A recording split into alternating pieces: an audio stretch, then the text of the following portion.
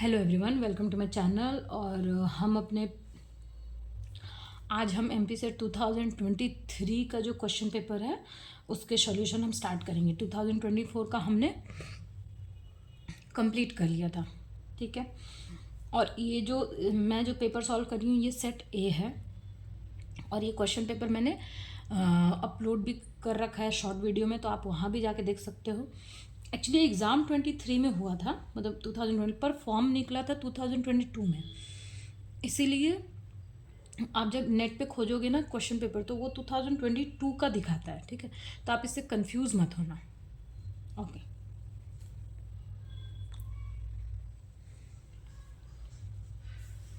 Question में बोल रहा है कि the pressure p is related to the displacement x, Boltzmann's constant k and temperature q. यहाँ पे क्यू क्या है, हमारा टेम्परेचर है, और के क्या है, बोल्ट्जमान कांस्टेंट है,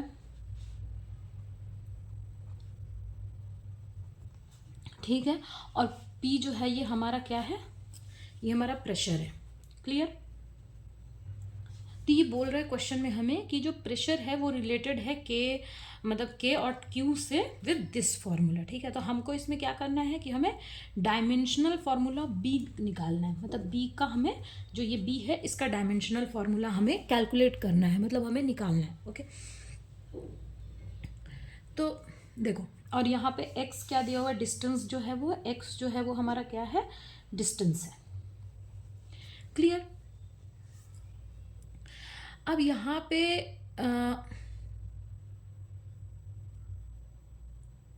अब यहाँ पे देखो एक चीज़ मैं बताती हूँ। जैसे यहाँ पे प्रेशर है, ठीक है, ये हमारा प्रेशर है। यहाँ पे मैं लिख देती हूँ थोड़ा सा, P is equals to a by b e to the power a x k q. अब ये हमारा प्रेशर है, ठीक है। तो ये चीज़ भी हमारा सॉरी, तो इसका जो डायमेंशन होगा वो इसके डायमेंशन के इक्वल होगा, यानी कि ये टोटल का जो डायमेंशन है वो किसका डायमेंशन होना चाहिए, डायमेंशन ऑफ प्रेशर।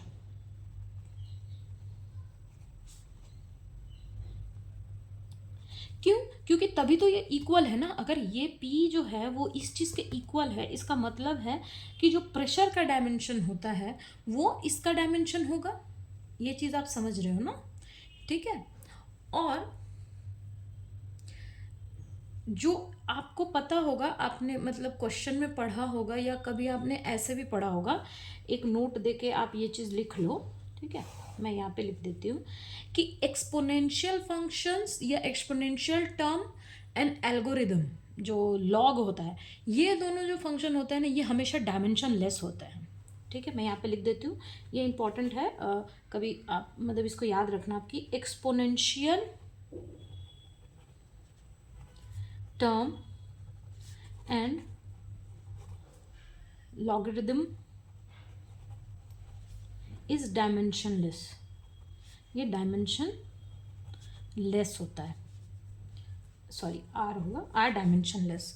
इसमें आप स्पेसिफिक ग्रेविटी है, रिफ्रैक्टिव इंडेक्स है, स्ट्रेन है, ये सब चीज़ें भी डायमेंशन लेस होती है, लेकिन आप एक्सपोनेंशियल लिखा। तो यानी इसका क्या मतलब है, कि इसका मतलब है कि ये जो चीज़ है ये हमारी कांस्टेंट है। क्लियर। ये जो हमारी चीज़ है वो हमारे क्या है, कांस्टेंट है। क्लियर है, हो गया आपको ये चीज़, ठीक है। तो ये चीज़ हमारी कांस्टेंट है, और ये तो यानी कि सिर्फ ए बाई बी का ही जो डायमेंशन है वो किसके इक्वल होना चाहिए, प्रेशर के इक्वल होना चाहिए। आप ये चीज़ समझ रहे हैं कि मैं क्यों बोल रही हूँ। अगर ये देखो यहाँ पे प्रेशर है, तो यानी कि लेफ्ट साइड में अगर प्रेशर है तो राइट साइड का भी जो डायमेंशन फार्मूला होगा प्रेशर का, वही डायमेंशन फार्मूला इसके इक्वल आना चाहिए, मतलब इसका भी डायमेंशन उतना ही आना चाहिए। उसमें मैंने बोला कि जो एक्सपोनेंशियल टर्म होते हैं ये डायमेंशन लेस होते हैं। तो डायमेंशन लेस होते हैं तो यानी कि जो प्रेशर का जो डायमेंशनल फार्मूला होगा वो किसके ऊपर डिपेंड करेगा, ए बाई बी के ऊपर डिपेंड करेगा। यानी कि प्रेशर इज इक्वल्स, मतलब मैं डायमेंशन फार्मूला की जब मैं बात कर रही हूँ कि एज इट इज़ अ, यहाँ पे मैं लिख देती हूँ, देखो कि as exponential term is dimensionless, so P का डायमेंशन किसके ऊपर डिपेंड करेगा, A बाई बी के, और हमें निकालना किसका है, B का, तो B is equals to A by P हो गया। हुआ ना, ये चीज क्लियर हुआ ना। अब देखो यहाँ भी A है और यहाँ भी A है, तो हमें सबसे पहले अगर हमें देखो P प्रेशर है तो प्रेशर का डायमेंशन हमको पता है, तो अगर हम प्रेशर का डायमेंशन हमें पता रहेगा, हाँ, और हम A का हमें पता चल जाए तो हमें B की वैल्यू पता चल जाएगी। ठीक है, दिस इम्प्लाइज दैट दिस। तो ये देखो यहाँ भी है, तो जो कि एक्सपोनेंशियल टर्म डायमेंशन लेस है तो इसको हम ऐसे लिख सकते हैं, x by k q is equals to, sorry a x by k q is equals to m0 l0 t0। अगर कोई टर्म जो है वो अगर डायमेंशन लेस है तो उसका यही मतलब होगा ना कि m0 l0 t0, मतलब कि ना तो उसमें मास है, ना लेंथ है, ना टाइम है, तो कुछ भी नहीं है, तो सबका टर्म मैंने जीरो कर दिया। अब देखो a की वैल्यू कितनी हो जाएगी, a इज इक्वल्स टू हो जाएगा के Q upon x m0 l0 t0। अब देखो k का जो डायमेंशनल फॉर्मूला होता है बोल्ट्जमान कांस्टेंट का, ये आप मैं डिराइव करके थोड़ा साइड में बता देती हूँ, पर इसका मैं यहाँ पे लिख देती हूँ, थोड़ा यहाँ पे क्या स्पेस नहीं है तो आपको प्रॉब्लम हो जाएगी, तो मैं यहाँ पे लिख देती हूँ, फिर मैं आपको बता दूंगी कि ये कैसे आता भी है, चाहे आपको इसका याद भी होना चाहिए। तो के का जो डायमेंशनल फॉर्मूला होता है वो होता है ml2t-2q1। ठीक है, इसको हम यहाँ पे पुट कर देंगे, ml q क्या है, q यहाँ पे q हमने किस चीज़ का लिया है, यहाँ पे जो क्वेश्चन में Q है वो क्या है, टेम्परेचर है ना। तो यहाँ पे T, इसको भी मैं Q ही मतलब बाद में बोल दूंगी, लेकिन अभी मैं यही लिख रही हूँ। ठीक है, तो यहाँ पे लिखो तो हो जाएगा, देखो m t माइनस q1। ठीक है, और यहाँ भी Q है तो ये Q हो गया, ये हो गया m0 l0 t0, और x मतलब लेंथ का डायमेंशन क्या होता है, l। ठीक है, जब हम इसको जब हम सिंप्लीफाई करेंगे तो ये l ऊपर जाएगा, तो ये l का पावर कितना हो जाएगा, -1। ठीक है, और ये माइनस क्यू मतलब q का पावर -1 और q है, तो ये मिलके क्या हो जाएगा, 0। क्लियर, तो a की वैल्यू हमारी कितनी हो जाएगी, m1 l1 t का -2 और q का कितना हो गया, 0। क्लियर, तो हमारे पास a की वैल्यू तो आ गई। अब हमें निकालना है, और प्रेशर का क्या होता है, प्रेशर का फॉर्मूला, प्रेशर का क्या होता है, प्रेशर का होता है हमारा ml(T⁻²) डिवाइडेड बाय l का स्क्वायर। क्लियर, l स्क्वायर होता है। अब इसको हम यहाँ पे पुट करेंगे, यहाँ पे स्पेस नहीं है, मैं एक पेज ले लेती हूँ। ठीक है, ओके, तो ये देखो यहाँ पे a की वैल्यू हमारी आ गई, मैं a की वैल्यू पहले यहाँ पे लिख लेती हूँ कि a इज इक्वल्स टू कितना हो गया, m l का 2 t का -q का 0। ठीक है, और प्रेशर का मैंने कितना बोला कि that is equals to, pressure का मैंने क्या बोला कि प्रेशर इज इक्वल्स टू होता है m(l)(2) और ये l स्क्वायर।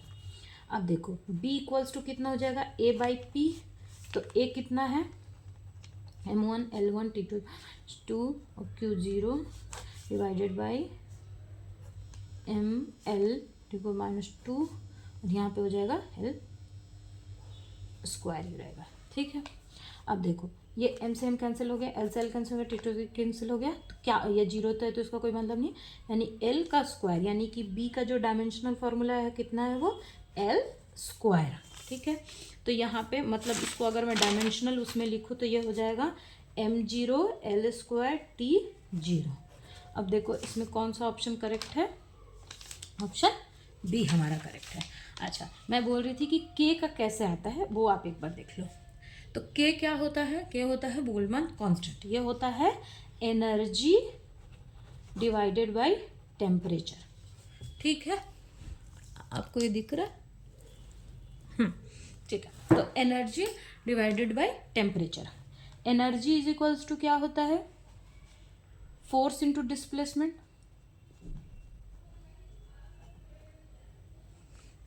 ठीक है, फोर्स हमारा कितना, फोर्स का डायमेंशनल फॉर्मूला क्या होता है, mL T⁻², और डिस्प्लेसमेंट कितना होता है हमारा, L।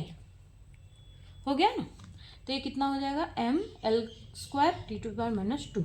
एनर्जी, टेम्परेचर तो यहाँ पे Q के फॉर्म में दिया तो हम Q ही लिखेंगे, ठीक है। तो ये हो जाएगा हमारा mL²T⁻² डिवाइडेड बाय Q, ठीक है। मैंने Q ही लिया, अगर मैं टेम्परेचर का बाद में वो मैंने जैसे पहले किया वैसे एडजस्ट कर लेंगे। तो K का डायमेंशनल फॉर्मूला हो गया ये।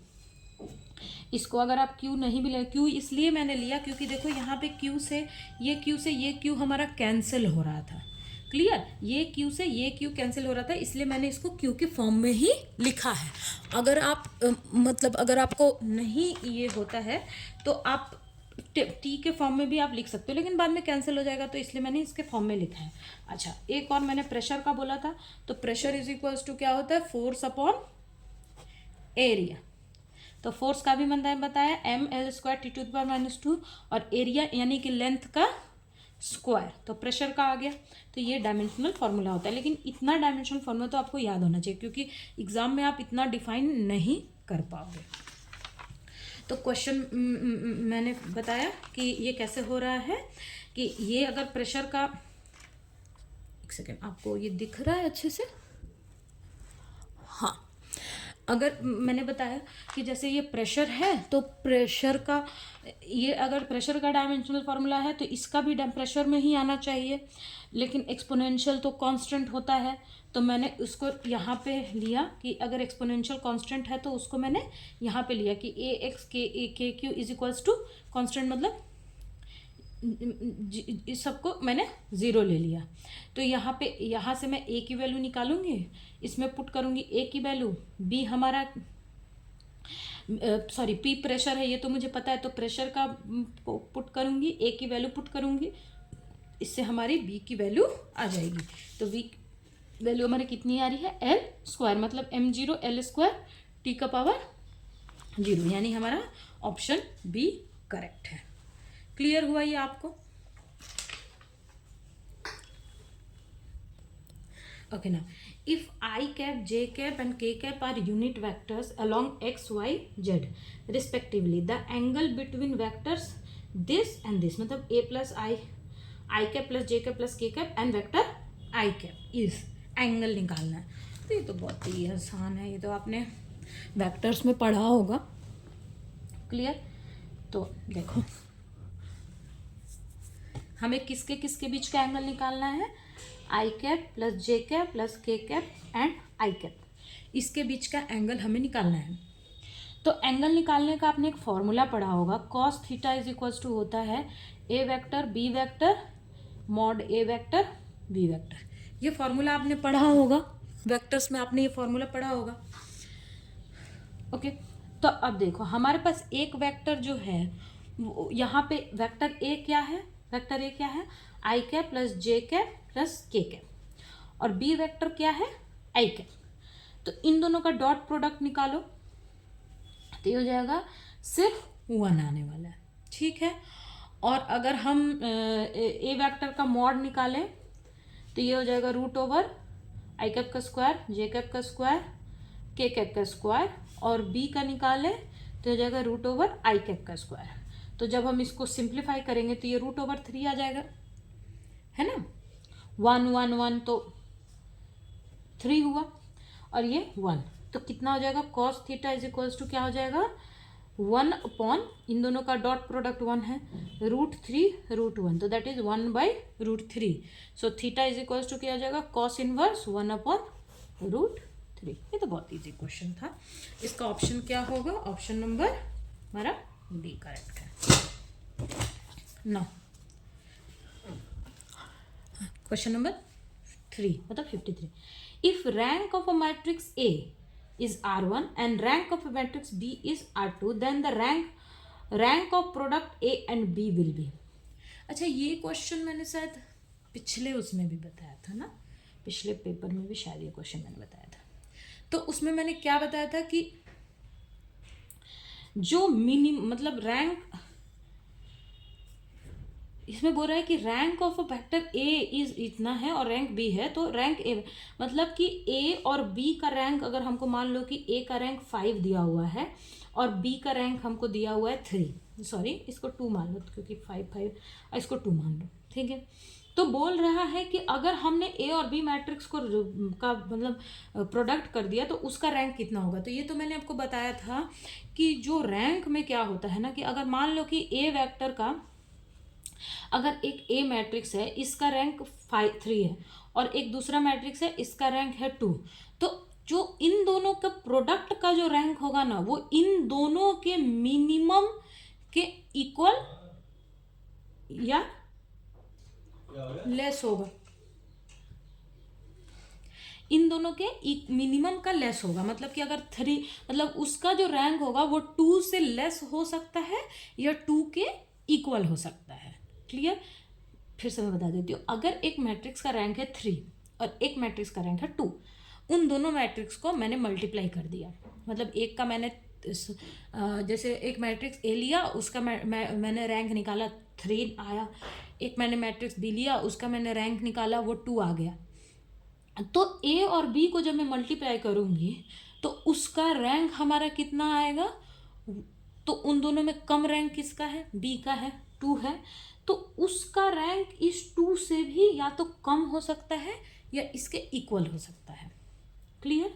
तो यहाँ पे देखो, यहाँ पे बोल रहे हैं मैक्सिमम ऑफ R12, नहीं, इन दोनों में से, जैसे मान लो कि ये रैंक ए का R1 है और बी का R2 है, ठीक है, तो इन दोनों में से कौन सा लेस है, मान लो कि R1 लेस है, मैंने बोल दिया R1 लेस है, तो A इंटू बी का जो रैंक होगा ना वो R1 से भी लेस हो सकता है या उसके इक्वल हो सकता है, मतलब उससे बड़ा नहीं होगा। तो यहाँ पे देखो मैक्स, नहीं मैक्स तो नहीं होगा, मैक्स एंड इक्वल नहीं, लेस हो सकता है और इक्वल हो सकता है, तो इसका ऑप्शन नंबर सी करेक्ट है। ठीक है, मैं यहाँ पे थोड़ा सा टर्म में लिख देती हूँ कि rank of matrix A B, मतलब प्रोडक्ट कर दिया, वो लेस देन इक्वल होगा, लेस देन इक्वल होगा मिनिमम ऑफ R1 R2 के। क्लियर है? ये चीज़ क्लियर हो गई आपको कि दोनों का मतलब जो रैंक होगा उससे कम हो सकता है या उनके इक्वल हो सकता है। क्लियर?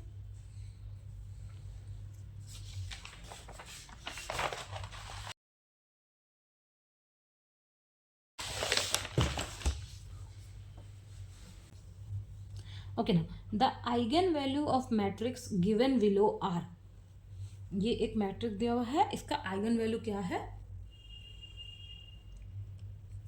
वो हमें बताना है। तो देखो आप मैट्रिक्स का ना दो फॉर्मूला ना, मतलब फॉर्मूला नहीं है, कैरेक्टरिस्टिक्स आप बोल सकते हो, ये चीज़ आप हमेशा याद रखना। पहला कि sum of eigen value is equals to trace of a matrix, product of eigen value is equal to determinant of a matrix. मैं यहाँ पे लिख देती हूँ, ठीक है, कि ये दो तो मतलब बोलते हैं ना रामबाण है। क्यों? क्योंकि हर एग्जाम में आप नेट का एग्ज़ाम दो, सेट का एग्ज़ाम दो या कोई पीएचडी का एंट्रेंस एग्ज़ाम दो, आपको एक क्वेश्चन मैट्रिक्स के आइगन वैल्यू के ऊपर रहता ही रहता है और वहाँ पे ये दोनों आपको काम करेगा। पहला मैंने क्या बताया कि सम ऑफ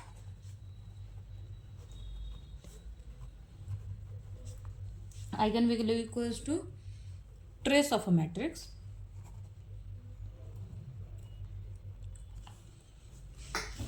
आपको दिख रहा है ना अच्छे से। और सेकंड क्या है, product of eigen value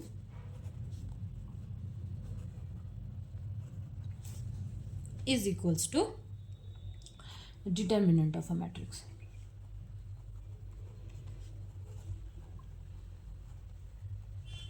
okay, ये अगर फॉर्मूला याद रहेगा ना तो आपको आइगन वैल्यू से रिलेटेड कोई भी प्रॉब्लम है तो वो आप आराम से कर सकते हो। क्यों? क्योंकि अब मान लो इसमें लेमडा रखो, वहाँ से आइगन वैल्यू निकालो, बहुत लेंदी प्रोसेस हो जाता है। इस मतलब कैरेक्टरिस्टिक से आप आराम से पता कर सकते हो कि इसका आइगन वैल्यू आइगन वेक्टर क्या है। ठीक है, तो सबसे पहले हम इस मैट्रिक्स का ट्रेस निकाल लेंगे। तो ट्रेस क्या होता है, ट्रेस इज इक्वल्स टू होता है हमारा सम ऑफ डायगोनल एलिमेंट्स। तो डायगोनल एलिमेंट इसमें क्या क्या है, 1 3 3, ठीक है, ये हमारा डायगोनल एलिमेंट है, इसका सम कितना होगा 1 + 3 इक्वल्स टू 7। और रही बात डिटर्मिनेंट निकालने की, तो determinant of A is equals to कितना हो जाएगा 1, 3 × 3 = 9 + 1, तो 9 प्लस सॉरी प्लस हो जाएगा ना माइनस, हाँ ठीक है, माइनस 0 और ये भी 0, तो इसका कितना आ जाएगा हमारा 8।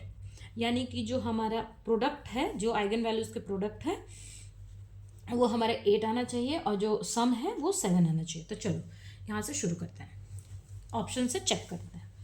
तो पहला है 1 3 3, तो मैंने बोला सम 7 आना चाहिए, तो 3 7 आ रहा है, लेकिन इसका प्रोडक्ट कितना आ रहा है, मतलब डिटर्मिनेंट कितना आ रहा है, मतलब इसका प्रोडक्ट 3 3 जा 9 × 1, तो नहीं, ये नहीं होगा। ऑप्शन बी देखो, तो 4 2 6 7, मतलब ट्रेस तो खो गया, 4 2 जा 8 और 1, तो यानी कि बी हमारा आ रहा है। 3 ये भी नहीं होगा क्योंकि 3 2 5 ही हो रहा है, 5 और 1 6 ही हो रहा है, तो यानी ऑप्शन बी हमारा करेक्ट है। अगर आपको ये पता है तो आप आराम से ऐसे जैसे हमने ऑप्शन मिला करके कर लिया, तो वैसे हम आराम से कर सकते हैं, क्योंकि एक तो एग्ज़ाम में खुद ही इतना टाइम कम रहता है ना, तो अगर हमें सब ट्रिक्स पता रहेंगे तो हम इजीली कोई भी क्वेश्चन, इस टाइप के जो छोटे छोटे क्वेश्चंस हैं वो हम इजीली कर सकते हैं। क्लियर, तो इसमें हमारा ऑप्शन बी करेक्ट है।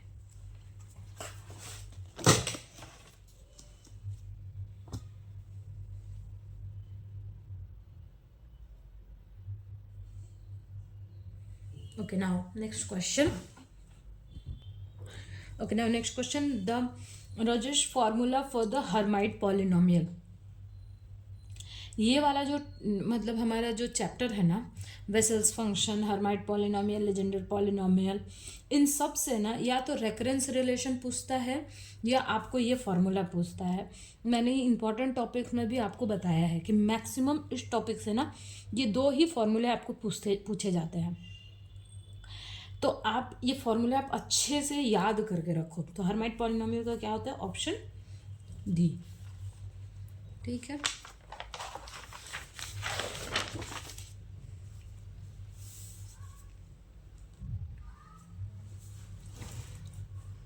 ओके, नाउ नेक्स्ट क्वेश्चन है कि for Bessel function which of the following option is not correct. इसमें हमें पूछ रहा है कि कौन सा करेक्ट नहीं है ना।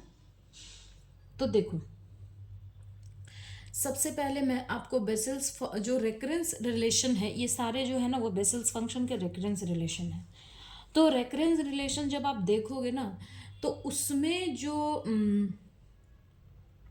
हमारी जो मतलब जो एक्चुअल जो रेकरेंस रिलेशन रहता है, उसमें जो वैल्यू है वो होती है हमारी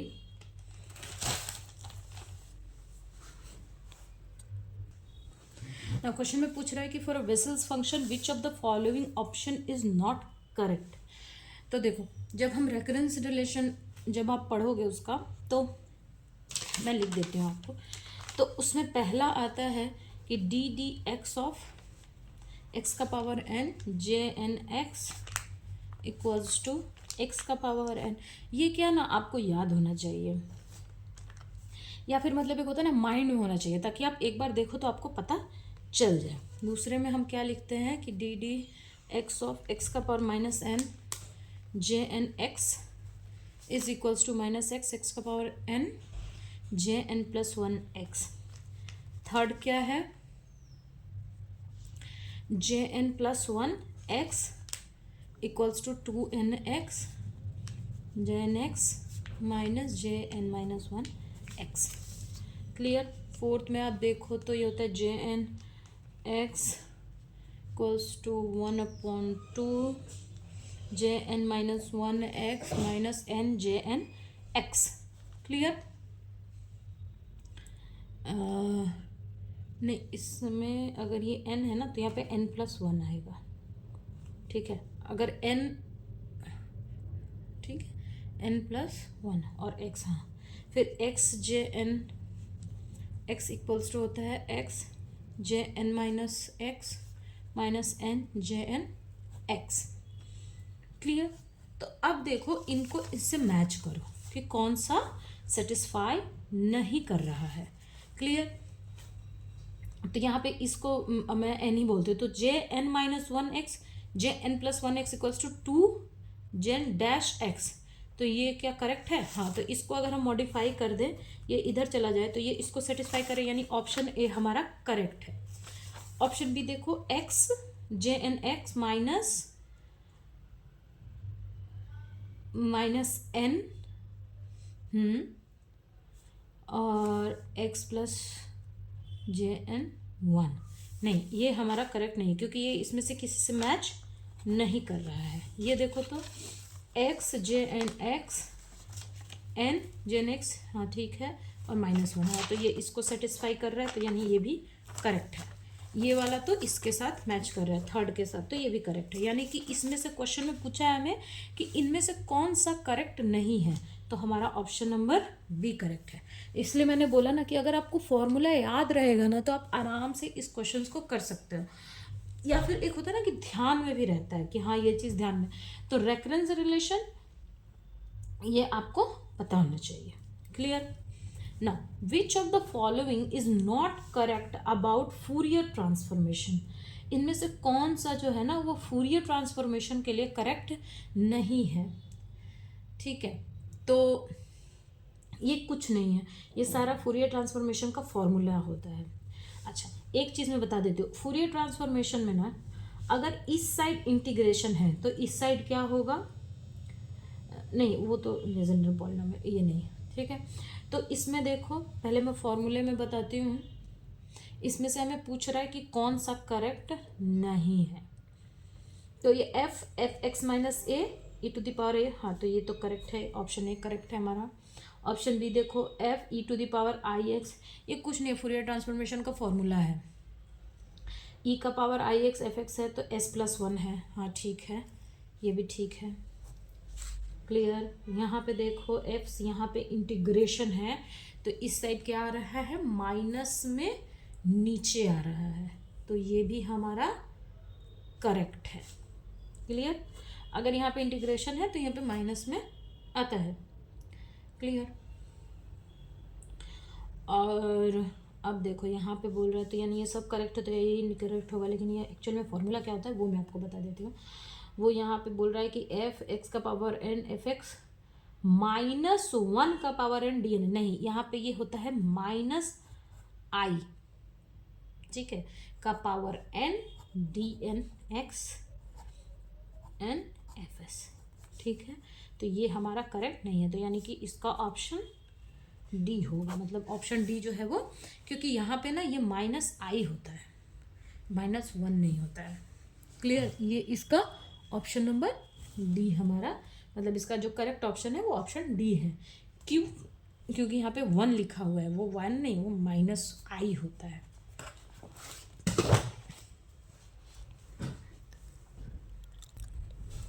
ओके, ना क्वेश्चन है कि Laurent series expansion of function this about the point z equal to zero, मतलब ये सीरीज एक्सपेंशन, मतलब ये जो फंक्शन है इसका लॉरेंस सीरीज एक्सपेंशन हमें करना है कब, at z equals to zero. ठीक है, तो देखो एफ जेड इक्वल्स टू कितना है, आपको ठीक से दिख तो रहा है ना, हाँ ठीक है, f z is equals to कितना है, one minus cos z by z cube. तो सबसे पहले अब देखो हमें इसमें सबसे इम्पॉर्टेंट क्या है कि ये तो हमारा जेड का क्यूब है ये, लेकिन हमें कॉस जेड का निकालना पड़ेगा। तो कॉस जेड का क्या होता है expansion, cos z is equal to हो जाएगा one z square by two factorial plus z four by four factorial minus z six का power six factorial and so on. तो दिस इज इक्वल्स टू कितना हो गया, summation over, यहाँ पे क्या होगा, माइनस वन का पावर एन।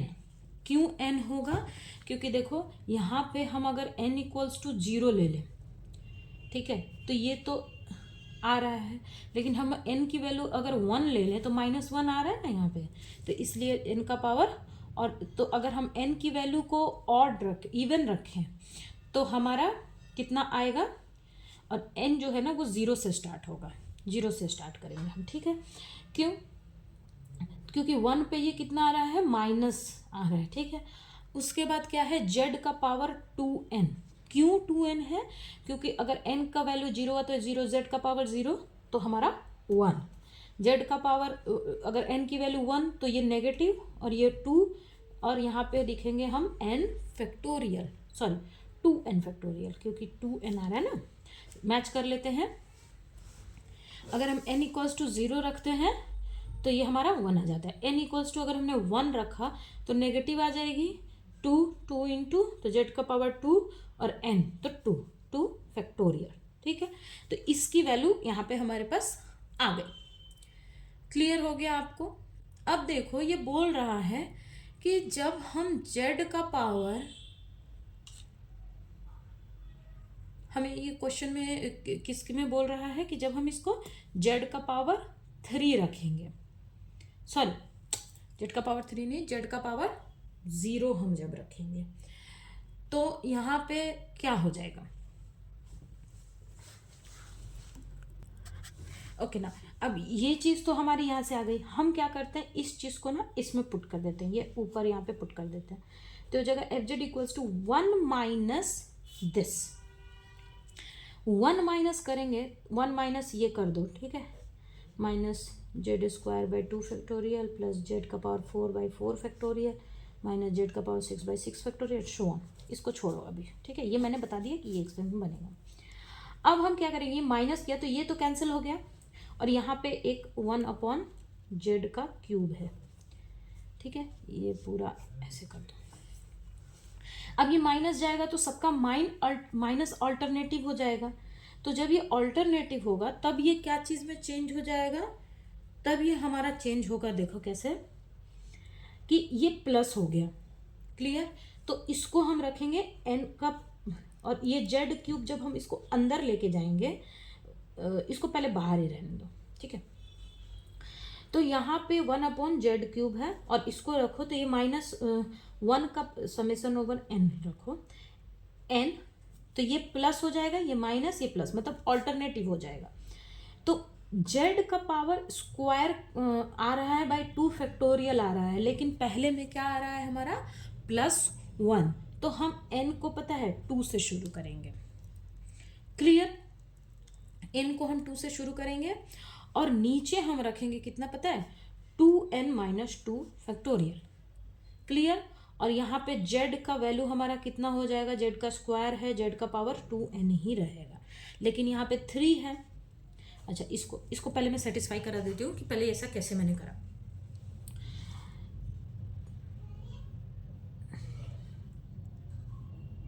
हाँ, ये स्क्वायर है ना, तो अगर मैं इसको 1 ले लेती हूँ, n इक्वल्स टू 1, तो ये तो प्लस आना चाहिए ना, n इक्वल्स टू 2 2 जो 4 माइनस 2 फैक्टोरियल।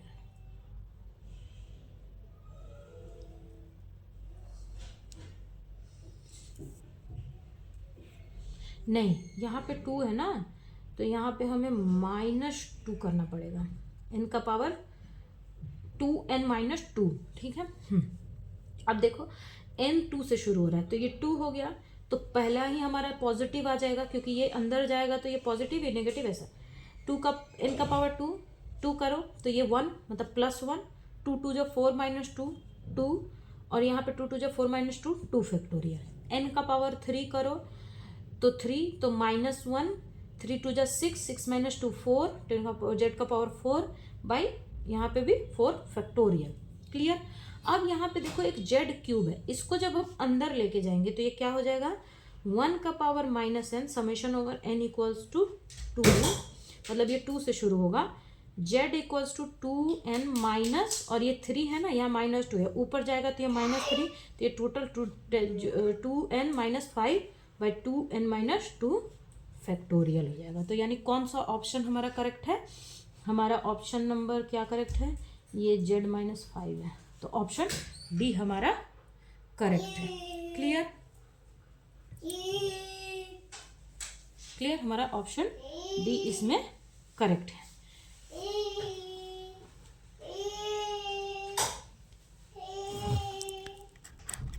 ओके तो ये हमारा आंसर आ गया। मैंने ये बता दिया, सिंपल है, कुछ नहीं। पहले मैंने कॉस जेड को एक्सपेंड मैंने इस फॉर्म में लिख दिया। अब यहाँ पे एक मैंने, क्योंकि अब इस वाले में इसको पुट करना था तो ये इसको मैंने इसमें पुट कर दिया। तो जेड क्यूब को बाहर रखा है, एक -1, तो इसको कैंसिल हो गया, ये अंदर जाएगा तो ये कैसे चेंज हो जाएगा, ये हो जाएगा 1/z³ और यहाँ पे हो जाएगा हमारा 1 तो कैंसिल हो गया, प्लस तो डायरेक्ट ये सीरीज शुरू हो जाएगी +2/2 फैक्टोरियल -z का power 4/4 factorial and so on, ऐसे करके ये शुरू हो जाएगा। तो ये सीरीज को मैंने फिर इस फॉर्म में लिखा और यहाँ पे एक z³ था, फिर मैंने इसको ऊपर जब मैं लेके गई तो यहाँ पे कितना हो जाएगा, z का पावर 2n - 5/2n - 2 फैक्टोरियल। तो ये हमारा टोटल जो है वो आंसर आ गया, यानी हमारा आंसर डी जो है वो क्या है, करेक्ट है। क्लियर, ये क्वेश्चन आपको क्लियर हुआ? Okay now next question number 59। 3 boxes A1, A2 and A3 contain light bulbs, some of which are defective। ठीक है, मतलब 3 बॉक्स है, A1, A2, A3 है, ठीक है, जिनमें हमने लाइट बल्ब्स रखा है। Some of which are defective, मतलब उसमें से कुछ जो है वो डिफेक्टिव है। The proportion of defective in a boxes A1, A2 and A3 are 1/2, 1/6, 1/4। ठीक है, मतलब A1 में जो डिफेक्टिव बॉक्सेस हैं, मतलब जो डिफेक्टिव मतलब यहाँ पे प्रोपोर्शन बोला है, प्रोपोर्शन ऑफ डिफेक्टिव बॉक्सेस, मतलब कि जैसे मतलब एक के कंपैरिजन में जो डिफेक्टिव बल्ब्स है वो 1/2 ऐसा है। A box is selected at a random and a bulb is found to be defective, what is the possibility that it was from box A. मतलब हमने एक सडनली एक ऐसे बॉक्स को सेलेक्ट किया और वहाँ से हमने जो बल्ब निकाला वो डिफेक्टिव था, तो इसकी क्या प्रोबेबिलिटी होगी कि वो जो हमने जो बल्ब निकाला वो ए बॉक्स से था। क्लियर, मतलब आपको क्वेश्चन समझ में आया कि क्वेश्चन में बोल रहा है कि 3 हमारे पास बॉक्स हैं जिसमें बल्ब रखा हुआ है और उनमें से जो बॉक्सेस में जो डिफेक्टिव मतलब डिफेक्टिव बल्ब होने के जो प्रोपोर्शंस हैं वो 1/2, 1/6, 1/4 है। तो हमने एक बल्ब मतलब एट अ रैंडम, मतलब हमने एक ऐसे एक मान लो आँख बंद करके एक बॉक्स लिया, मान लो वो A1 भी हो सकता है, A2 भी हो सकता है, A3 भी हो सकता है, और उसमें से हमने एक बल्ब निकाल लिया। तो वो बल्ब जो है, जो हमने बल्ब निकाला वो बल्ब हमें डिफेक्टिव मिला। तो ये क्या मतलब इसका क्या प्रोबेबिलिटी होगा कि वो हमने बॉक्स ए में से निकाला है। ठीक है, तो यहाँ पे अब हम इसका सॉल्यूशन करते हैं। क्लियर, तो A1, A3 जो है वो 3 बॉक्स है, तो बॉक्स को सेलेक्ट करने की हमारी प्रोबेबिलिटी कितनी होगी, मतलब जैसे मान लो कि हमारे पास 3 बॉक्स है, ठीक है, तो तीनों में से किसी एक को हम सेलेक्ट करें, ये इसकी प्रोबेबिलिटी कितनी है, 1/3 है। मान लो अगर हमारे पास 3 चीज़ें हैं, 3 बॉक्सेस हैं, उसमें से अगर हमें किसी एक बॉक्स को सेलेक्ट करना है तो उसकी प्रोबेबिलिटी कितनी है, 1/3 है। अगर हम एक बॉक्स को सेलेक्ट कर लेते हैं तो उसकी प्रोबेबिलिटी कितनी है, तो यहाँ पे मैं लिखूँगी कि A1, A2 and A3 are 3 boxes. Clear, so probability of, थोड़ा सा और ऊपर कर लो, so probability of getting 1 box, मतलब या तो प्रोबेबिलिटी ऑफ गेटिंग A या प्रोबेबिलिटी ऑफ गेटिंग A2 और ए प्रोबेबिलिटी ऑफ गेटिंग A3, ये तीनों में से एक को सेलेक्ट करने की प्रोबेबिलिटी कितनी है, 1/3।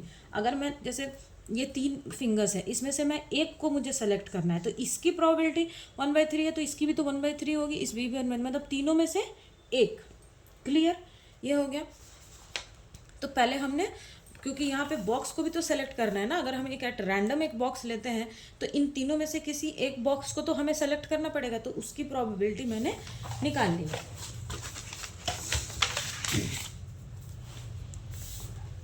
आपको दिख रहा है ना, हाँ ठीक है।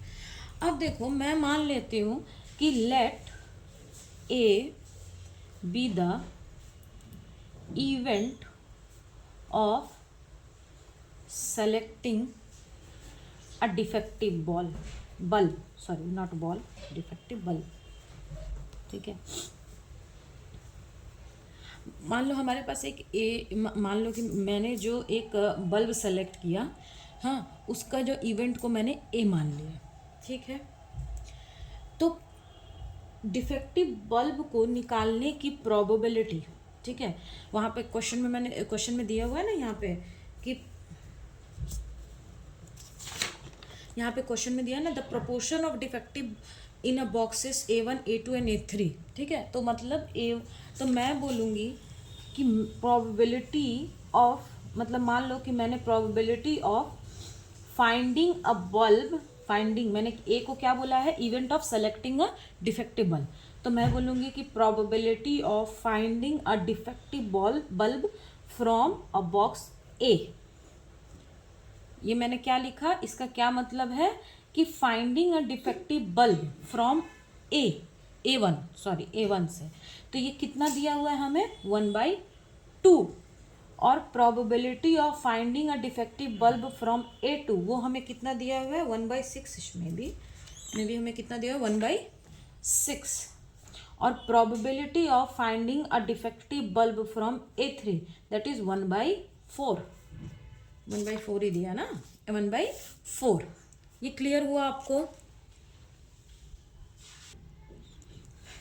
ठीक है, अब देखो यहाँ पे ये तो हमें दिया, ये हमने बता दिया, मतलब क्वेश्चन में भी हमें ये दिया हुआ है कि हम अगर डिफेक्टिव बल्ब को A1 से निकालेंगे तो उसकी प्रोबेबिलिटी कितनी है, A2 से निकालेंगे तो उसकी प्रोबेबिलिटी कितनी है, A3 से निकालेंगे तो प्रोबेबिलिटी कितनी है। क्वेश्चन में हमें पूछ रहा है कि what is the possibility that it was from A1 box, मतलब हमारा जो बल्ब हमने निकाला वो A1 से होना चाहिए। मतलब क्वेश्चन हमारा पूछ रहा है कि probability of finding a bulb from A1, तो A1 से निकालने में, A1 से हम किस चीज़ को निकाल रहे हैं, बल्ब को, क्योंकि A क्या है, A B the event of selecting defective bulb, तो बल्ब को हम किससे निकाल रहे हैं, A1 से। यहाँ पे क्या था कि हम बल्ब को हम किससे निकालेंगे, A1 से, यहाँ पे A1 से हम बल्ब को निकालें। मतलब आप डिफरेंस समझ रहे हो, मतलब इसमें डिफरेंस क्या है, इन दोनों का क्या मतलब मैं सॉरी यहाँ पे इक्वल नहीं होगा, इसका और इसका क्या मतलब है, इसमें मतलब है कि हमने एक डिफेक्टिव बल्ब किससे हम निकाला, A1 से। ठीक है, यहाँ पे पॉसिबिलिटी है कि वो बल्ब जो है वो A1 से ही होना चाहिए, मतलब possibility of getting a defective, मतलब हमने एक रैंडम एक बल्ब ऐसे निकाला तो वो A1 से ही है, ये चीज़ की पॉसिबिलिटी हमें यहाँ पे निकालनी है। Probability of drawing a defective bulb from A1, clear? तो ये कितना हो जाएगा हमारा, इसका फॉर्मूला आप ये क्या बोलते हैं उसको, आप उसमें जब आपने प्रोबेबिलिटी पढ़ा होगा तो उसमें आपने बाइनोमियल और ये सारी चीज़ें उसमें पढ़ी होंगी। ठीक है, वैसे जो प्रोबेबिलिटी है उसमें से एक क्वेश्चन तो आता ही है, लेकिन वो इतना लेंथी है कि एक क्वेश्चन के लिए अगर आपने पहले से पढ़ रखा है तो ठीक है, अदरवाइज अभी से आप स्टार्ट नहीं कर पाओगे। तो वहाँ से जो क्वेश्चंस आते हैं, मतलब इस टाइप के ही मैक्सिमम क्वेश्चन उसमें आते हैं, मैक्सिमम बाइनोमियल जो फॉर्मूला होता है उस पर बेस्ड करके आता है। ठीक है, तो प्रोबेबिलिटी ऑफ फाइंडिंग A1, मतलब एक A1 से हमें डिफेक्टिव बल्ब निकालना है। ठीक है, तो इसकी प्रोबेबिलिटी कितनी होगी, तो ये हो जाएगा PA1 इंटू, मतलब probability of getting defect, probability of selecting A1, मतलब हमें अगर A1 से निकालना है तो क्या प्रोबेबिलिटी है कि हमने बॉक्स A सेलेक्ट किया था, into probability of getting a defective bulb from A1। मतलब पहले हमने क्या लिया, A1 क्या है हमारी, ये प्रोबेबिलिटी कि हमारा बॉक्स A1 ही आना चाहिए, क्योंकि 3 बॉक्सेस भी तो 3 हैं, फिर बल्ब तो सेलेक्ट करना है, डिफेक्टिव नॉन डिफेक्टिव। ठीक है, मतलब एक बॉक्स मान लो यहाँ पे 3 बॉक्स है, तो इनमें से ये इसकी भी तो एक प्रोबेबिलिटी होगी ना कि हम इसी बॉक्स में से बल्ब को निकाल रहे हैं, फिर बल्ब में से दो है कि डिफेक्टिव नॉन डिफेक्टिव, तो पहले तो आएगा कि हम कौन सा बॉक्स ले रहे हैं, पहले उसकी प्रोबेबिलिटी आएगी, फिर प्रोबेबिलिटी आएगी कि वो डिफेक्टिव होगा कि नॉन डिफेक्टिव। क्लियर? तो probability of getting box A1 into probability of getting selecting defective bulb from A1 divided by बोलते हैं ना, divided by P A one into P A one by A one plus P A two into P A one by A two plus P A three into P A one by A three. Clear? मतलब probability of getting this divided by total. मतलब मान लो कि 3 boxes थे, तो पहले हमने box A1 को निकाला किसमें से? टोटल में से। ठीक है, तो सेम वही है प्रोसेस। अब यहाँ पे सिंपल हम वैल्यू पुट करेंगे, तो A1 की वैल्यू कितनी है? 1/3। इसकी वैल्यू कितनी है? 1/2 divided by 1/3 into 1/2 plus 1/3 into 1/6 plus 1/3 into 1/4। अब आप इसको सिंप्लीफाई करो। क्लियर? इसको आप सिंप्लीफाई करोगे तो ये कितना हो जाएगा? 1/6 मल्टीप्लाई 1/6 प्लस 18 प्लस 1/12। क्लियर? अब इसको आप सिंप्लीफाई करोगे तो हमारा कुछ आंसर आएगा 1/6 डिवाइडेड बाई 11/36, ऐसा समथिंग आएगा। अब यहाँ से इसको आप करो तो ये 1/6 इंटू 36/11, 6 6 36। तो probability of getting a defective bulb from A1 is 6/11। मतलब इस चीज़ की probability कितनी है हमारी? 6/11 है। ठीक है, तो इसमें कौन सा ऑप्शन आपका? अच्छा, मैंने इसमें ऑप्शन सॉरी नहीं लिखा है, ये मेरे से गलती हो गई है। तो आप इसे देखना, 6/11 इसका आंसर आ रहा है। इसका ऑप्शन एक करेक्ट होगा। खैर आप देख लेना कौन सा ऑप्शन में ए आ रहा है, 6/11 आ रहा है, पर शायद ऑप्शन ए में था। क्वेश्चन पेपर तो अपलोडेड ही है, या फिर अगर आपके पास होगा तो आप वहाँ पे देख लेना। ये क्वेश्चन आपको समझ में आ गया? बहुत ही इजी क्वेश्चन है। ठीक है, बस थोड़ा सा ये ट्रिक है कि A/A1 और A1/A का क्या मतलब है, ये चीज़ आपको क्लियर हुई? मैं फिर से बता देती हूँ कि A/A1 का मतलब है कि हम डिफेक्टिव बल्ब को निकाल रहे हैं। मतलब इस चीज़ का क्या वो है कि A1 से वो डिफेक्टिव बल्ब आएगा, और इसमें प्रोबेबिलिटी है कि वो बल्ब जो है वो A1 से आया है। मतलब वो जो हमने डिफेक्टिव बल्ब निकाला है उसकी कितनी पॉसिबिलिटी है कि वो A1 से ही है। ठीक है, जैसे एक छोटा सा एग्जांपल मैं दे देती हूँ। जैसे मान लो ये बॉक्स है, मान लो ये A1 है। ठीक है, A1 में ना मान लो कि 2 बल्ब है। ठीक है, तो प्रोबेबिलिटी ऑफ गेट, और एक सही है और एक डिफेक्टिव है, तो probability of getting defective bulb from A1 इस कितना है? 1/2 हो जाएगा। ठीक है, 1/2 हो गया। मैं ऐसे एक एग्जांपल में मैं बता रही हूँ, तो 1/2 हो गया। तो यही चीज़ है कि probability of getting defective bulb from A1, मतलब हम A1 से कभी भी बल्ब निकालें तो डिफेक्टिव आने की प्रोबेबिलिटी इतनी ही होगी। ये चीज़ हमें क्वेश्चन में गिवन है, लेकिन क्वेश्चन में हमें पूछ रहा है कि व्हाट इज़ द पॉसिबिलिटी कि हमने उन तीनों में से जब सेलेक्ट किया और सेलेक्ट करके हमने उनमें से एक बल्ब निकाला तो वो डिफेक्टिव है। क्वेश्चन में ये पूछ रहा है। क्वेश्चन में क्या पूछ रहा है कि हमने एक बल्ब निकाला और वो डिफेक्टिव है, तो ये क्या प्रोबेबिलिटी है कि वो A1 से ही होगा। ठीक है, इसकी प्रोबेबिलिटी आपको निकालनी है। मैं फिर से बता रही हूँ, प्रोबेबिलिटी हमें किस चीज़ की निकालनी है कि हमने एट अ रैंडम एक बल्ब निकाला और वो A1 से ही है। ठीक है, ये प्रोबेबिलिटी। और इसका क्या मतलब है? इसका मतलब है कि डिफेक्टिव बल्ब अगर हम A1 से निकालेंगे तो उसकी प्रोबेबिलिटी 1/2 होगी। मतलब मान लो 2 बल्ब है तो उसमें से एक डिफेक्टिव और एक नॉन डिफेक्टिव होगा, इसका ये मतलब है। और हमें निकालना क्या है? हमें निकालना है कि एट अ रैंडम हम कोई अगर बल्ब निकाले तो वो A1 से ही है, इसकी क्या प्रोबेबिलिटी है। ओके, नाउ नेक्स्ट नाउ हमने क्वेश्चन नंबर 60 देखते हैं कि the residue of function this, ये फंक्शन है एट इट्स डबल पोल। हमें किस पे निकालना है? डबल पोल पे। ठीक है, इसमें से कौन सा मतलब होगा, हमें ये फाइंड करना है। क्लियर? तो देखो पहले फंक्शन क्या है, सॉल्यूशन देखते हैं। तो फंक्शन है हमारा z² z+1 का स्क्वायर z-3। ठीक है, तो पहले तो हम इसका पोल निकाल लेंगे। क्लियर? सबसे पहले हम क्या करेंगे? इसका पोल निकालेंगे। आपको दिख रहा है ना? हाँ, ठीक है।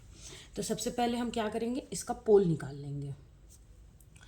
तो पोल निकालने के लिए क्या करना पड़ता है, इनको इक्वल्स टू 0 करना पड़ेगा, मतलब z+1 का square equals to 0 and z-3 equals to 0। तो यहाँ से कितना आ जाएगा, z इक्वल्स टू -1 और यहाँ पे z इक्वल्स टू 3। अब देखो इस क्वेश्चन में हमें बोला है कि हमें रेसिड्यू निकालना है किस चीज़ का, हमें रेसिड्यू निकालना है डबल पोल पे, ठीक है। तो इसमें डबल पोल है कौन सा, डबल पोल ये है, ये तो सिंगल ही है, मतलब इसको हम बोलेंगे this is the pole, single pole, clear. इसको हम बोलेंगे सिंगल पोल और इसको हम बोलेंगे पोल ऑफ ऑर्डर 2, मतलब ये और सेकेंड ऑर्डर का पोल है। तो अब हमें इसका रेसिड्यू निकालना है, ठीक है। तो देखो यहाँ पे रेसिड्यू के तो बहुत सारे फॉर्मूले होते हैं, लेकिन हमें सबसे पहले ये देखना पड़ेगा कि हम कौन सा फॉर्मूला यूज़ करें ताकि हमारा ये जो मतलब इसका इस फंक्शन का हमारा जो रेसिड्यू है वो निकल पाए। तो यहाँ पे जो कि स्क्वायर है, ठीक है, यहाँ पे स्क्वायर है, डिनोमिनेटर में स्क्वायर है, तो हम यहाँ पे एक रेसिड्यू का फॉर्मूला होता है r is equals to 1/m-1 factorial limit z tends to a dm-1 dz-m-1 z-a का power m f z, clear. ये एक रेसिड्यू निकालने का हमारा फॉर्मूला होता है। रेसिड्यू निकालने के बहुत सारे तरीके हैं, लेकिन जो कि यहाँ पे स्क्वायर है, अगर यहाँ पे डिनोमिनेटर में कोई भी पावर टर्म आता है तो हम फिर ये वाला फॉर्मूला यूज़ करते हैं। देखो तो यहाँ पे देखो z का स्क्वायर है, यानी कि m की वैल्यू हमारे पास कितनी है, 2 है, तो r इक्वल्स टू कितना हो जाएगा, 2 - 1 का factorial limit z tends to कितना -1 dm-1 मतलब 2 - 1 dz 2 - 1 और यहाँ पे हो जाएगा z माइनस ए, तो माइनस ए है तो यहाँ पे माइनस है तो ये +1 का स्क्वायर, m की वैल्यू 2 है, और एफ जेड, तो एफ जेड कितना है, z स्क्वायर z+1 का स्क्वायर z-3। ये क्लियर हुआ आपको, ये आपको दिख रहा है ना, हाँ। तो यहाँ तक आपको क्लियर हुआ। अब इसको सॉल्व करेंगे तो ये हो जाएगा, ये तो 1 1 हो जाएगा, ठीक है।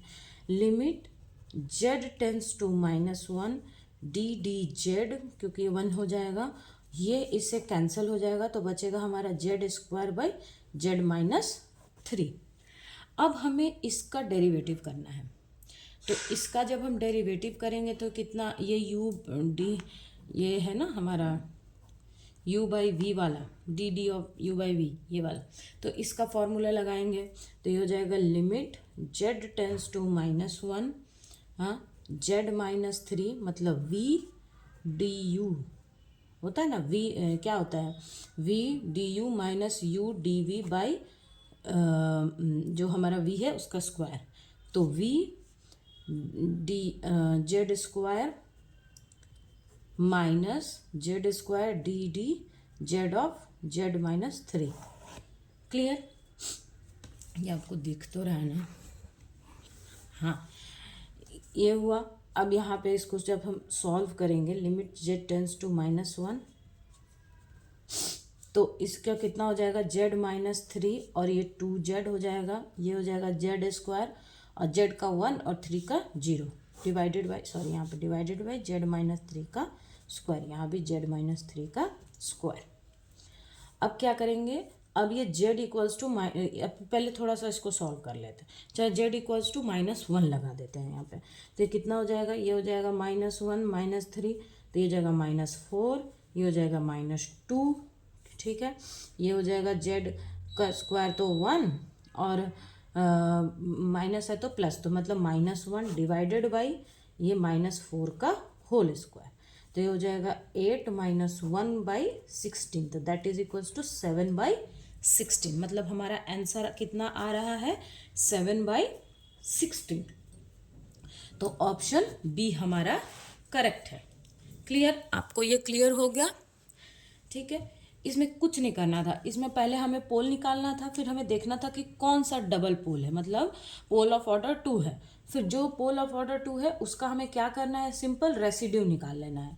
ठीक है, रेसिड्यू निकालने का मैंने क्या बोला कि अगर डिनोमिनेटर में हमारा पावर है, अगर डिनोमिनेटर में हमारा पावर टर्म आता है तो उसके लिए हमें रेसिड्यू का कौन सा फॉर्मूला यूज़ करना है, तो वो यहाँ पे मैंने लिख दिया, फिर इसको सिंपली हमने सॉल्व कर दिया है।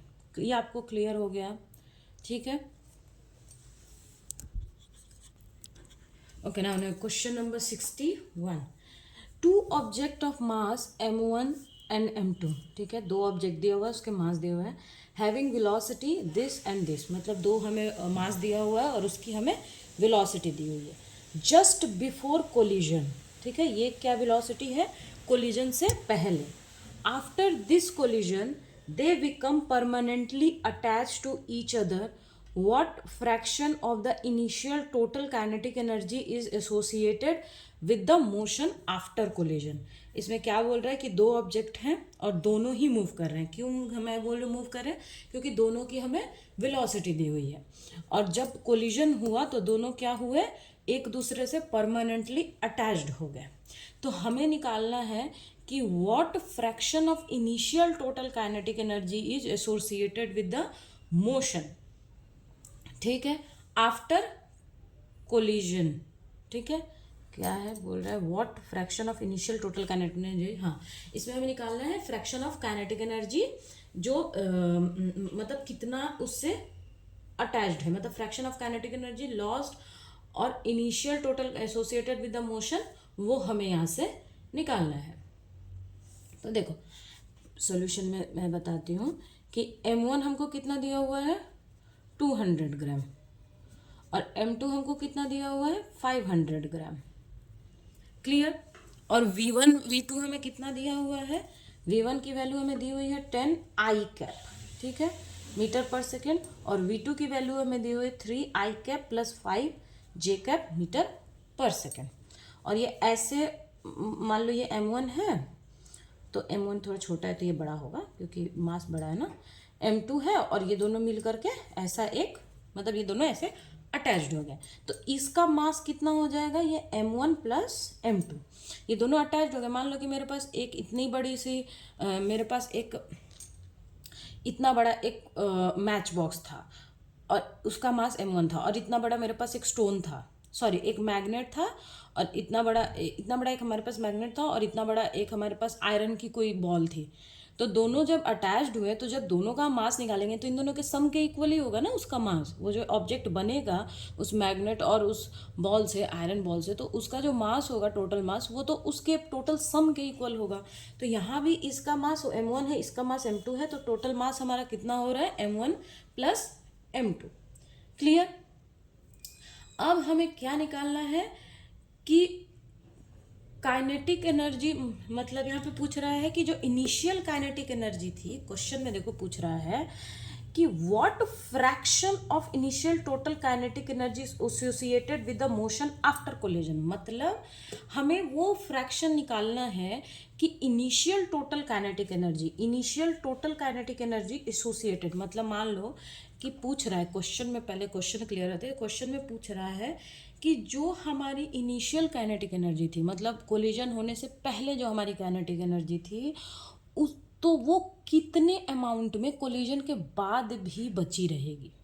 इसका मतलब क्या पूछा कि कोलिजन से पहले मान लो काइनेटिक एनर्जी 5 थी, ठीक है, 5 इलेक्ट्रॉन वोल्ट थी, तो क्या आफ्टर कोलिजन भी 5 इलेक्ट्रॉन वोल्ट ही रहेगी या 3 इलेक्ट्रॉन वोल्ट ही रहे होगा, या हो सकता है कि ज़्यादा, मतलब क्या ये पॉसिबल है, मतलब क्या इतना ये हो सकता है। तो वही क्वेश्चन में पूछ रहा है कि कितना अमाउंट जो है वो बचेगा, इनिशियल काइनेटिक एनर्जी बचेगी। मान लो इनिशियल काइनेटिक मतलब कोलिजन से पहले जो काइनेटिक एनर्जी थी वो 5 इलेक्ट्रॉन वोल्ट थी, तो क्या कोलिजन के बाद भी जो काइनेटिक एनर्जी वो 5 है कि वो 3 हो गया है कि वो 2 हो गया। इसका सीधा सा क्या मतलब है कि टोटल काइनेटिक एनर्जी जो ना कोलिजन में कितना लॉस हो रही है, वो हमको यहाँ पे निकालना है।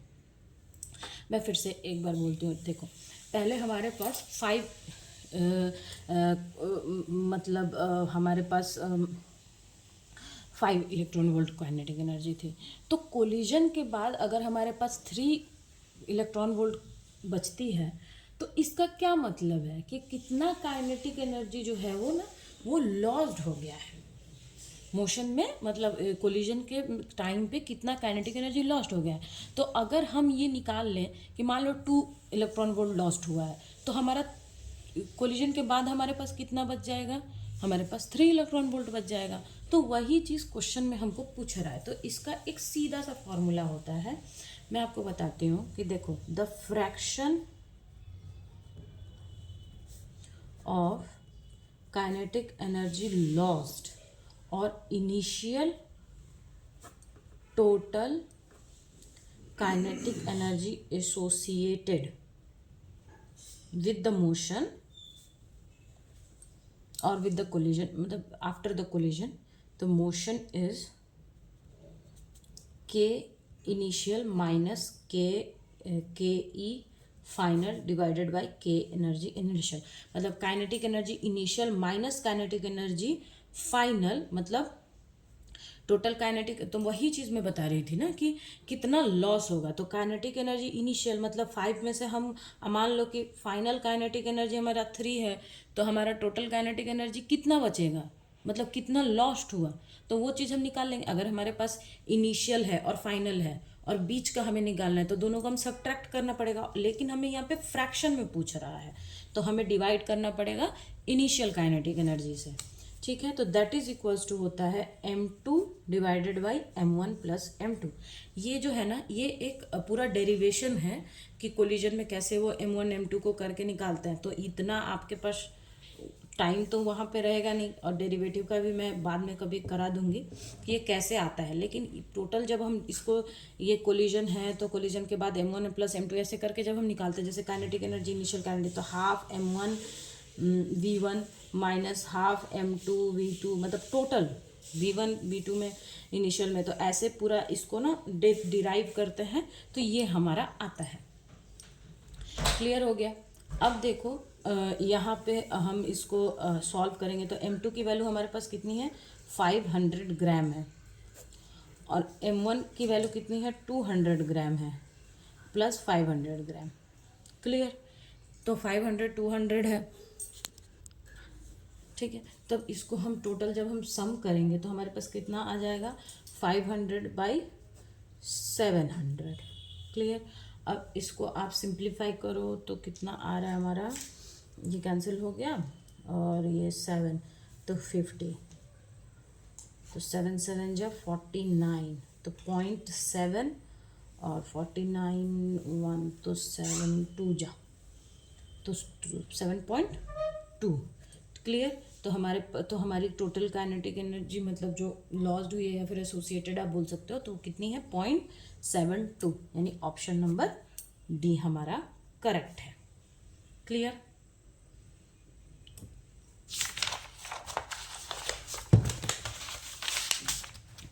ये क्वेश्चन तो बाप रे बहुत लेंदी है।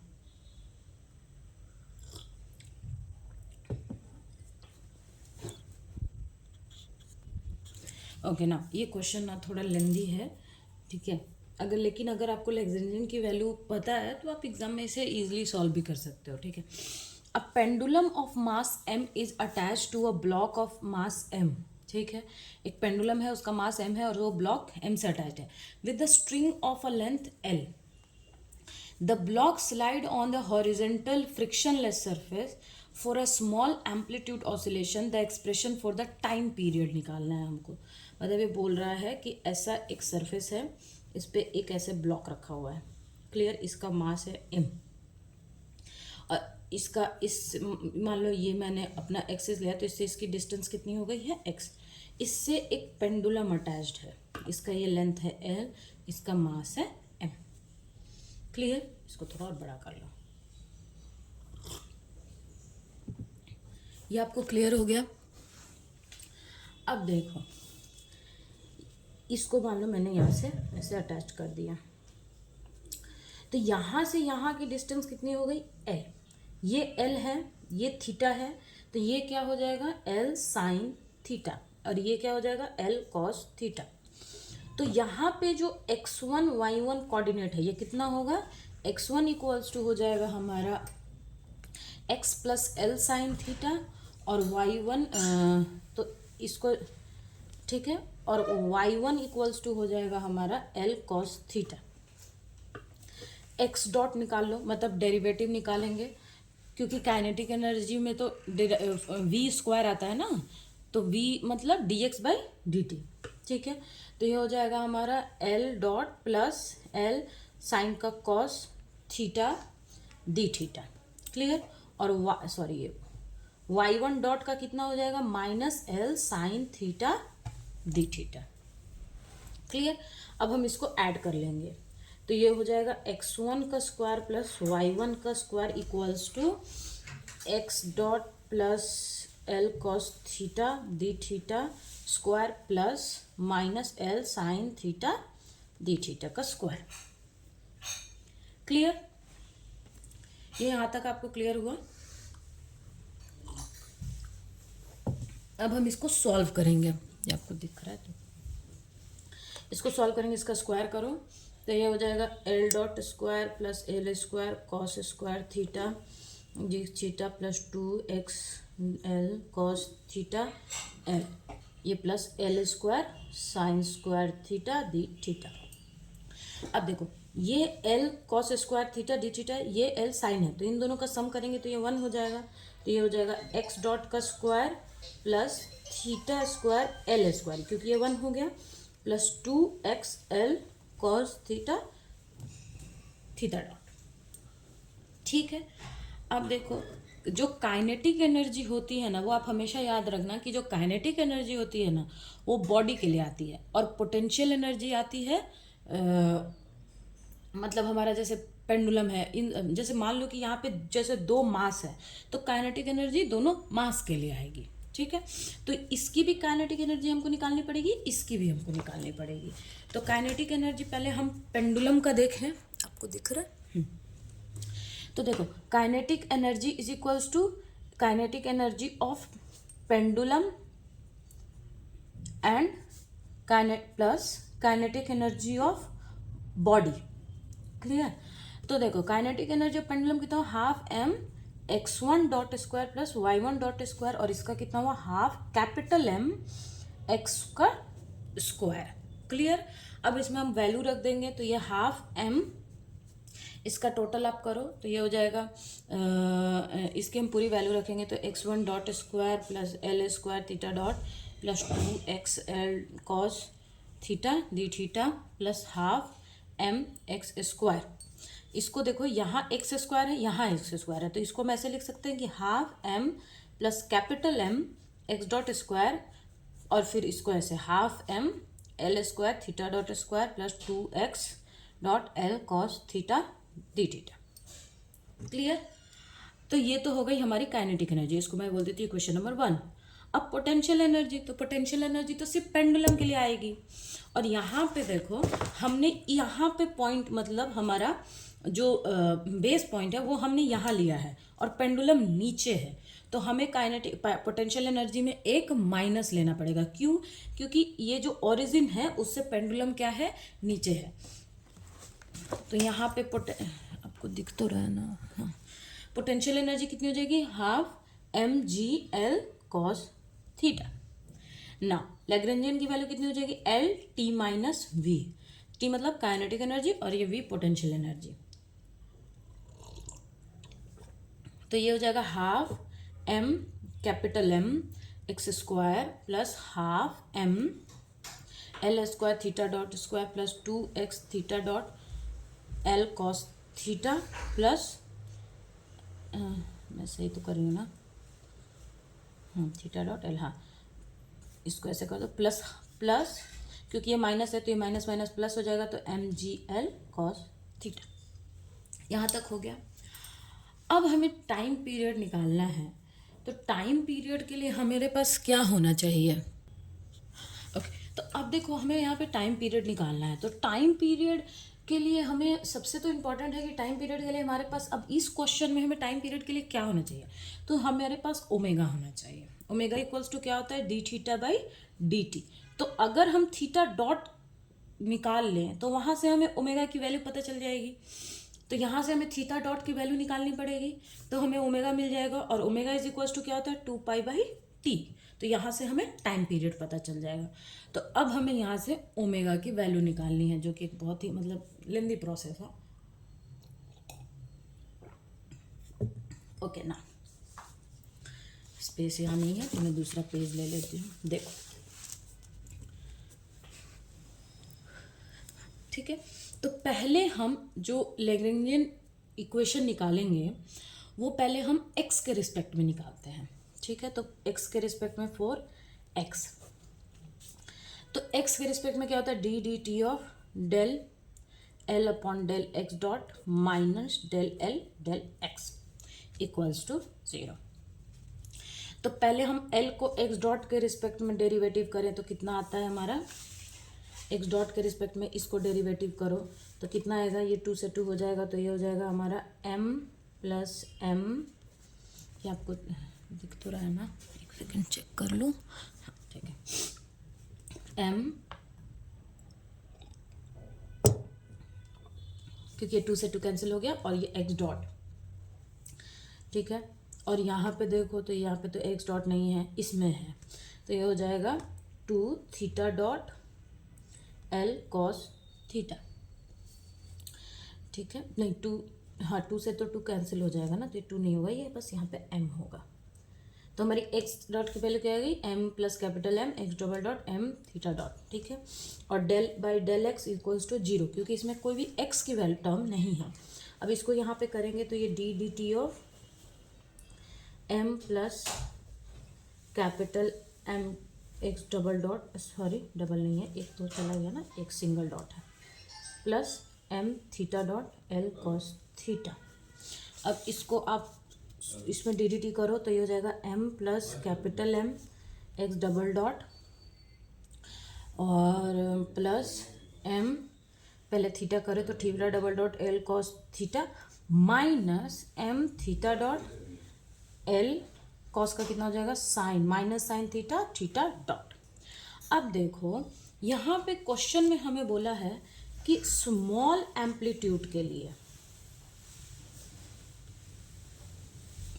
स्मॉल एम्पलीट्यूड के लिए, तो स्मॉल एम्पलीट्यूड के लिए जो थीटा कॉस थीटा होता है वो कितना होता है 1 माइनस थीटा स्क्वायर, और ये ऐसे ऐसे। ठीक है, और साइन थीटा कितना हो जाता है, साइन थीटा को हम अप्रॉक्सीमेटली 1 मान लेते हैं।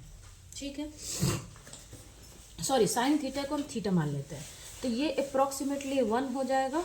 ठीक है, और ये साइन थीटा थीटा हो जाएगा।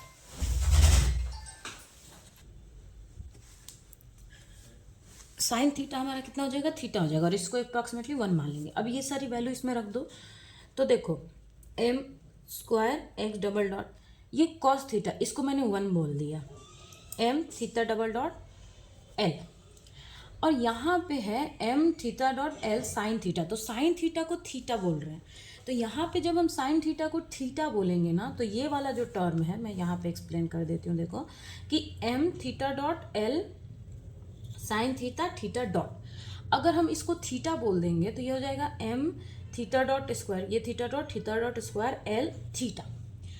तो ये वैल्यू हमारा स्मॉल एम्पलीट्यूड के लिए ना, इसकी वैल्यू जो है वो नेग्लेक्जिबल हो जाएगी। ठीक है, क्योंकि एक तो थीटा है, फिर थीटा डॉट का स्क्वायर है, तो उसकी वैल्यू ना स्मॉल एम्पलीट्यूड के लिए ये जो वैल्यू है वो नेग्लेक्जिबल हो जाएगी। तो इसको हम क्या करेंगे, इसको हम एलिमिनेट कर देंगे, मतलब हम एज अ 0 पकड़ लेंगे। तो हमारा बस ये वैल्यू आएगा स्मॉल एम्पलीट्यूड के लिए, बस ये आएगा। तो यहाँ से x डॉट की मैं वैल्यू निकाल के रखती हूँ, तो ये जाएगा minus m theta double dot l by small m by capital M। ठीक है, ये मैंने स्मॉल वैल्यू निकाल के रखी, क्योंकि आगे मुझे यही काम आना है। इसको मैं बोल देती हूँ, एक इक्वेशन a बोल देती हूँ। अब हम ये सेम प्रोसेस थीटा के लिए करेंगे, फॉर थीटा। तो थीटा के लिए करेंगे तो क्या होगा, d d t of del L by del theta dot minus del L del theta. Del L by theta dot कितना हो रहा है हमारा, करो यहाँ पे फिर से हम इक्वेशन में लेके जाते हैं। ये आपको दिख तो रहा है ना, मैं चेक कर लेती हूँ।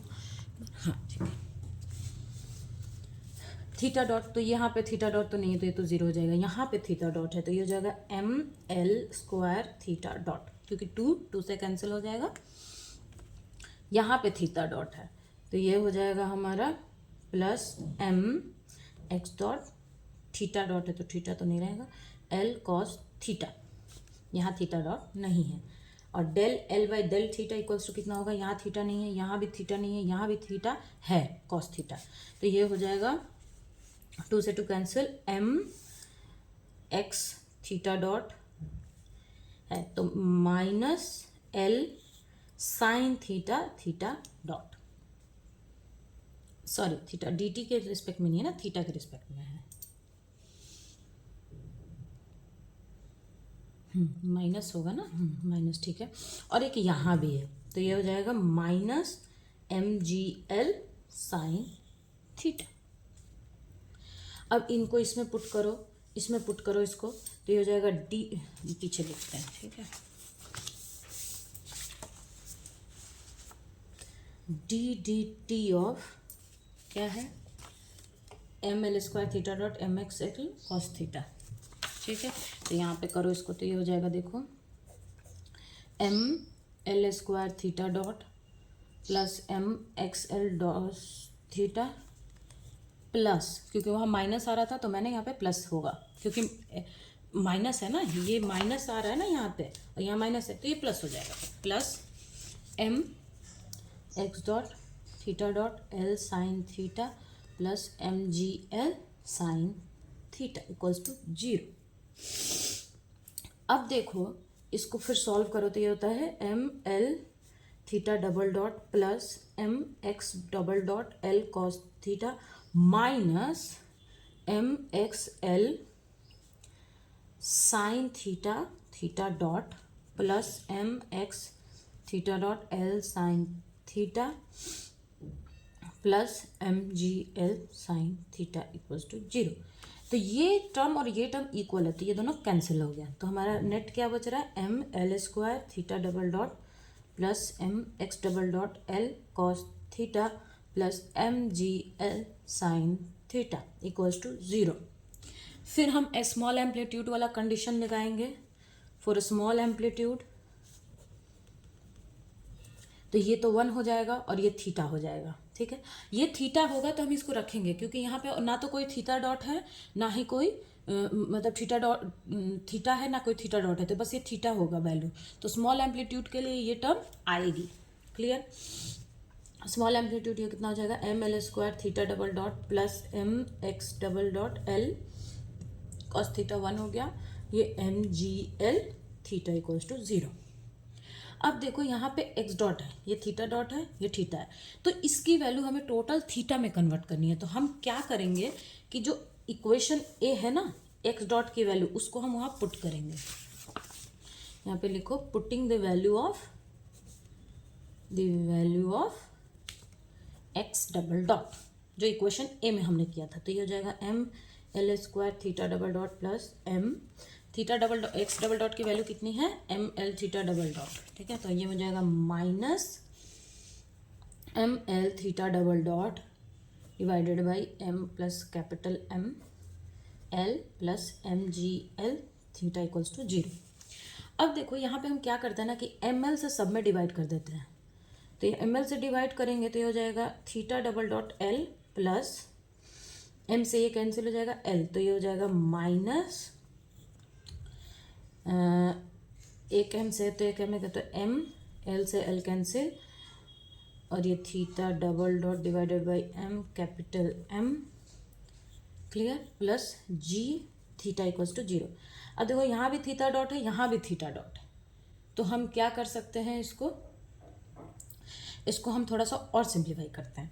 तो ये यहाँ पे m हो जाएगा, इसको थोड़ा और सॉल्व करो तो ये हो जाएगा देखो m प्लस कैपिटल M, यहाँ पे हो जाएगा m plus capital M theta double dot l minus m theta double dot plus g theta m plus capital M equals to 0। तो ये इधर जाएगा तो ये 0 हो जाएगा, इसकी वैल्यू इधर जाके 0 हो जाएगी ना, तो देखो यहाँ पे और क्या हो सकता है, और यहाँ पे दोनों में थीटा डॉट है, तो यहाँ पे हम थीटा डॉट को कॉमन ले लेते हैं, तो हो जाएगा m l plus capital M l minus M,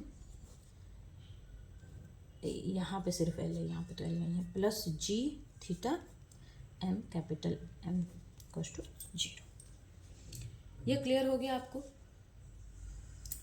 अब हम क्या करते हैं ना कि यहाँ पे देखो, नहीं एल की वैल्यू यहाँ से, अच्छा यहाँ पे एल स्क्वायर था ना, तो एक एल तो यहाँ भी आ जाएगा, ठीक है, और एक जी यहाँ पे है। ओके, तो हम एक काम करते हैं, एल से डिवाइड कर देते हैं,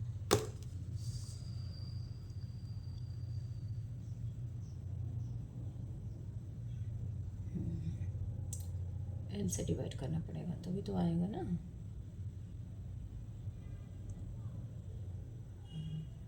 एक सेकंड, यहाँ पे एम एल नहीं है ना, अच्छा सॉरी, यहाँ पे एल स्क्वायर है, यहाँ पे एल स्क्वायर है, तो यहाँ पे हम डिवाइडिंग बाई लिख देती हूँ, dividing by m l square से, क्योंकि यहाँ देखो एल है, यहाँ भी एल है, तो एल स्क्वायर से, वही तो बोलूँ कि ये क्यों नहीं आ रहा है, तो ये एल यहाँ से कैंसिल हो जाएगा और यहाँ पे हमारा आ जाएगा एल, क्योंकि एक एल से एल कैंसिल हो रहा था, यहाँ भी एल आ जाएगा हमारा, ठीक है।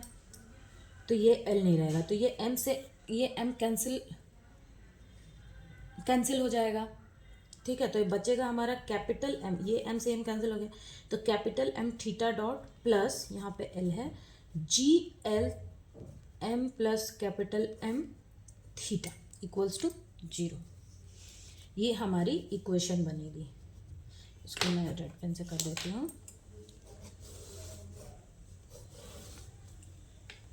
क्लियर। थीटा डबल डॉट की वैल्यू कितनी हो जाएगी, minus g l m plus capital M theta. अब देखो मैंने क्या बोला कि थीटा इक्वल्स टू क्या होता है, ओमेगा इक्वल्स टू क्या होता है, D theta by D T. तो ये स्क्वायर अगर है तो ये भी स्क्वायर हो जाएगा, यानी कि theta double dot equals to क्या हो जाएगा, ओमेगा स्क्वायर। तो ओमेगा स्क्वायर इक्वल्स टू यहाँ पे कितना हुआ, माइनस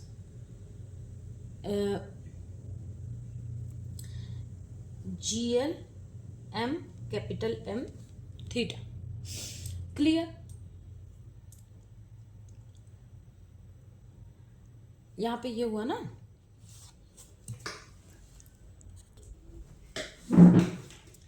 ओके। सो यहाँ पे देखो ये डी ओमेगा डी टी, इसको छोड़ दो, इसको अच्छा मैं यहाँ पे कर देती हूँ। देखो तो यहाँ पे जब ये इक्वेशन हमारा क्या आ गया, m theta double dot plus g l m plus capital M theta equals to 0, ये आ गया ना हमारा स्टैंडर्ड इक्वेशन। दिख रहा है ना आपको, हाँ स्टैंडर्ड इक्वेशन हमारा ये आ गया। अब इसको सिंप्लीफाई करेंगे तो ये d theta g L small m by capital M by m theta equals to 0। अब ये इक्वेशन को अगर हम स्टैंडर्ड इक्वेशन से कंपेयर करेंगे तो ये क्या हो जाएगा, ओमेगा स्क्वायर इक्वल्स टू हमें कितना मिल जाएगा, g l m capital M by capital M, ठीक है। टाइम पीरियड इक्वल्स टू क्या होता है, 2 ओमेगा बाई टी। तो ओमेगा की वैल्यू यहाँ से कितनी आ जाएगी, ओमेगा इक्वल्स टू कितना हो जाएगा हमारा, root over g l by small m by capital M by m. अब ये वैल्यू को हम यहाँ पुट करेंगे यहाँ पे, तो हो जाएगा omega equals to 2 pi by T by omega हो जाएगा ना, तो हो जाएगा 2 pi divided by g l capital M by small m by capital M. अब ये यहाँ से जब हम इसको ऊपर लेके जाएंगे तो हमारे जो टी की वैल्यू है वो कितनी आ जाएगी, स्पेस नहीं है क्या, हाँ यहाँ पे देखो थोड़ा सा स्पेस का दिक्कत हो गया है यहाँ पे। तो मैंने क्या बोला कि t इज इक्वल्स टू हमारा कितना आ रहा है, t equals to 2 pi by omega. तो ओमेगा की वैल्यू हमने कितनी ले ली, g L small m by capital M by m. अब इसको हम थोड़ा सिंप्लीफाई करेंगे तो ये हो जाएगा 2 pi root over l by g capital M by small m plus m. ये हमारी t की वैल्यू आ गई। क्लियर है? अब देखते हैं इसमें से कौन सा ऑप्शन हमारा करेक्ट है।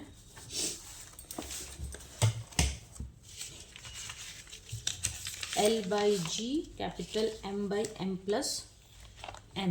है ना, ये है ना, तो हमारा ऑप्शन ए करेक्ट है, ये ना L/G M बाई, इसमें तो स्मॉल m है, ऊपर है, नहीं होगा। ये आपको क्लियर हुआ?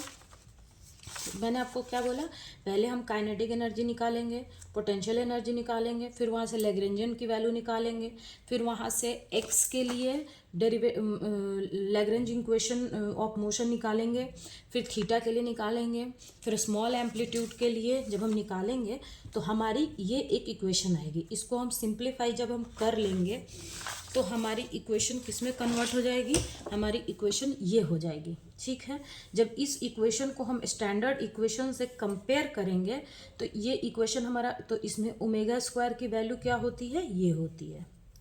क्लियर? ओमेगा स्क्वायर की वैल्यू हमारी ये आ जाएगी। ठीक है, वहाँ पे मैंने थोड़ा सा गलती कर दिया था, ये थीटा को मैं कंपेयर कर रही थी, नहीं, थीटा से कंपेयर नहीं होगा। ये जो इक्वेशन है ना, इसको हम जब कंपेयर करके निकालते हैं, ये theta square plus omega square theta ऐसे इक्वल्स टू 0, तो ये जो है इससे हम इसे कंपेयर करते हैं, तो मैंने यहाँ पे माइनस में ले लिया था, ये नहीं होगा।